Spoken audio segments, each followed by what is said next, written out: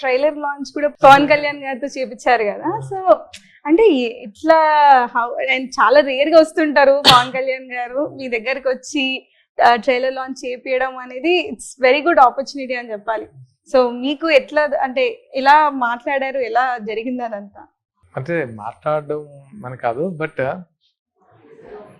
ఈ మూవీ నేను వేరే మూవీ అయితే నేను కళ్యాణ్ గారి దగ్గరికి వెళ్ళి ఈ మూవీ మీ ట్రైలర్ లాంచ్ చేయాలని అడిగేవాని కాదు. జెన్యున్గా చెప్తున్నాను.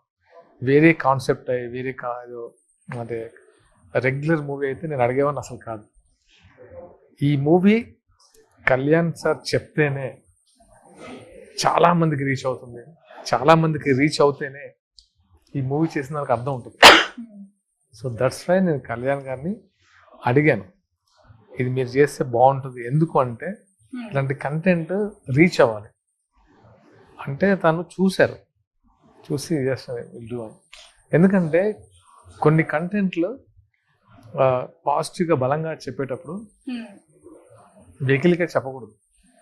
సో ఒక సొసైటీలో అంటే బలమైన వ్యక్తులతోనే చెప్పించాలని కళ్యాణ్ గారితో చేపించాం, అండ్ వెంకయ్య నాయుడు గారితో చేపించాం, అండ్ సజ్జనార్ గారితో చేపించాం. అంటే ఇవన్నీ